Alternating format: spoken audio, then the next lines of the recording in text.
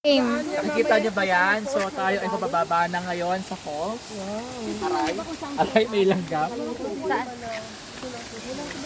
Magsalita ka. Ito ay 82 steps pababa. At makikita mo, dyan tayo lulublob. So appetizer lang yung lublob kanina sa taas. Ay, open light na dyan.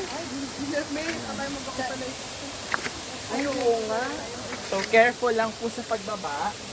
Kasi may mga hagdan na mataas at mababa. At maraming antik ha. Hindi pantay-pantay eh. So, ang kira niyo po ba yung mga kaguruan? Ayun. Ngayon na kami makabawi ni Mount Eden. Tapos, yung Mount Samat. Yung mga kuha natin para Yung Mount Samat, kitang-kita po doon sa bahaging kanan.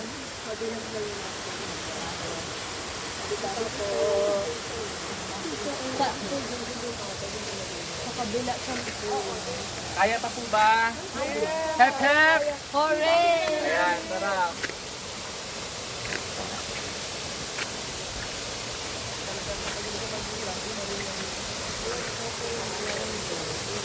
Saan tayo papunta, Mike?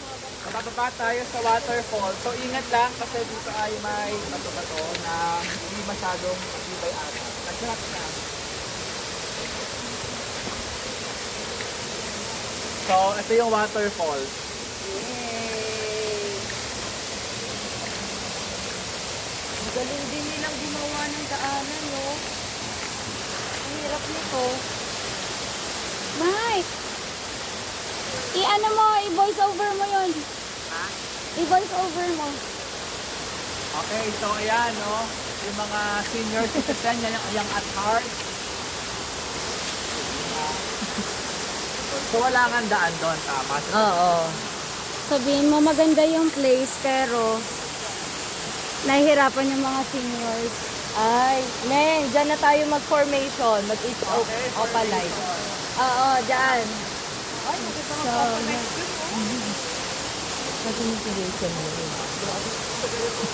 Iiwan mo kasi. Ayan, dyan ang maganda. So, hi! Yan. So ito po, makikita niyo po sa aking likuran, ang waterfall.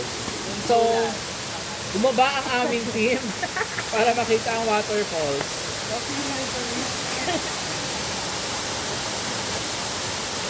May isil natin yung tubig kahit paalam. Oo. Anong ano ba? Malamig. This is it! Isil natin mames yung tubig. Oo. Diyan lang oh. Hi! Hello! So amazing. May buho-bulong pa dito. Ganda. Ganda sana. Ito yung sinabi mo. Oo, kapag bumabagsak daw, malabo. Ito, kasi ganyan tayo. Pero naman. At saka umilang kasi.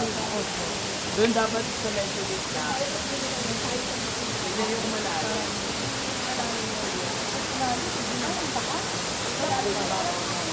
Mababay na.